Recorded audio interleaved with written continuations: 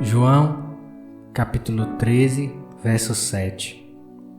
Respondeu Jesus e disse-lhe: O que eu faço não sabes tu agora, mas tu o saberás depois. Nosso Senhor Jesus, antes da festa da Páscoa, sabendo que já era chegada a sua hora de passar deste mundo para o Pai, e que o Pai tinha depositado nas suas mãos todas as coisas, e que havia saído de Deus e ia para Deus, levantou-se da ceia, tirou as vestes e, tomando uma toalha, cingiu-se. Depois deitou água numa bacia e começou a lavar os pés aos discípulos e a enxugar-lhes com a toalha com que estava cingido. Porém, Pedro, com sua mente tão finita, tão defasada comparada com a de nosso Senhor Jesus, não se conformou ao ver o seu Messias, o seu Deus, lavando os seus pés e perguntou-lhe: Senhor, tu lavas-me os pés a mim? Pedro entendia que Cristo era Deus, ele sabia pelo menos um pouco que Deus é soberano, poderoso, supremo, maravilhoso, o Rei dos Reis. Na mente de Pedro, provavelmente ele não conseguia entender como um ser tão excelente estava se submetendo a um trabalho tão humilde.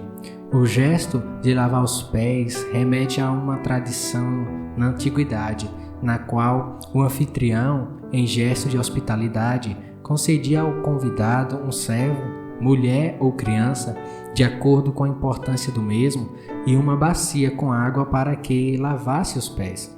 Não vemos nenhum servo do dono da casa se prontificando a lavar os pés dos discípulos de Cristo, mas o Filho de Davi, o Rei da Glória, o mais sublime dos homens que existiu na terra, se prontificou a lavar os pés dos homens que, assim como nós, nada têm para se gloriar diante de Deus. Imaginemos, irmãos, em Hebreus capítulo 11, verso 38, fala que o mundo não foi digno dos servos de Deus que habitaram nele. Se o escritor aos Hebreus falou isso desses homens tão pecadores quanto nós, é claro que a pessoa de Cristo é incomparável com esses nossos amados irmãos, e o mundo nunca compreenderá essa graça com os óculos da incredulidade. Então, voltemos para o momento em que nosso Deus, o Senhor Jesus, pegou uma bacia, uma toalha e se colocou numa posição tão humilde, ao nosso olhar, é claro, pois para Deus nada além de viver no pecado é estar em uma posição desprezível e humilhante. Provavelmente teríamos nos espantado e questionado ao Senhor, assim como Pedro, pois temos dificuldades em ver na mesma pessoa grandeza e humildade simultaneamente. Nossa mente tende a pensar que alguém que está em uma condição elevada não pode se colocar em trabalhos humildes. Qualquer condição melhor em que nos encontramos, por natureza, nos torna mais arrogantes, avarentos, pensamos ser inalcançáveis, de alguma forma nos sentimos poderosos por qualquer coisa que adquirimos pelos nossos méritos. Podemos ter o mínimo das coisas, mas sempre estamos em busca de algo para nos gloriar, e o nosso Senhor não era assim. É incrível que às vezes encontramos pessoas que vivem em condição nada favorável, mas mesmo assim se vangloriam de coisas tão desprezíveis. Ou seja, a arrogância não é apenas algo próprio de quem é rico, pois essa natureza pecadora está presente em todos os seres humanos, independentemente da condição social ou capacidade intelectual. Todavia, nosso Senhor Jesus não é pecador, não tem falha, não tem em sua natureza o instinto arrogante. Pelo contrário, ele é humilde em essência. Pedro pergunta: Senhor, tu lavas-me os pés a mim? E Jesus responde: O que eu faço não sabes tu agora, mas tu o saberás depois. O Senhor revelou sua onisciência.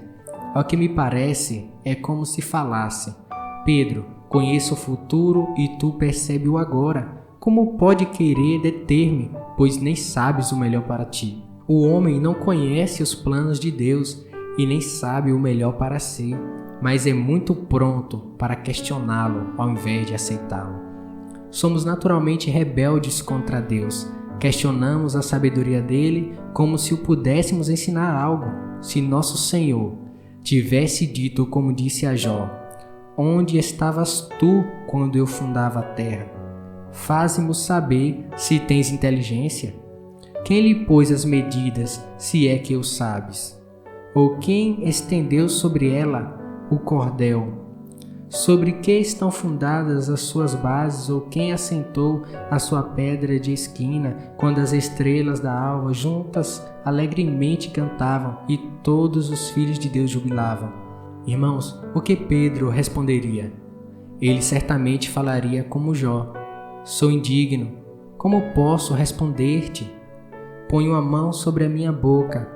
Falei uma vez, mas não tenho resposta. Sim, 2 vezes, mas não direi mais nada. Paulo, em Romanos 11, verso 33, disse: ó profundidade da riqueza, da sabedoria e do conhecimento de Deus! Quão insondáveis são os seus juízos e inescrutáveis os seus caminhos! Irmãos, quem conhece o passado, o presente e o futuro é o Senhor. Nada sai do controle dele. Pedro não compreendia como nosso Senhor se colocou nessa posição tão humilde de lavar os pés. Mas quem somos nós para entender o santo e profundo propósito que Deus propuser em si mesmo? Coloquemos a nossa confiança em Cristo e esperemos nele, e ele tudo fará. Ele é Deus e nós criaturas. Ele é Pai e nós filhos. Ele sábio e nós pequenos aprendizes, sem poder algum de conhecer o eterno com nossa própria mente carnal.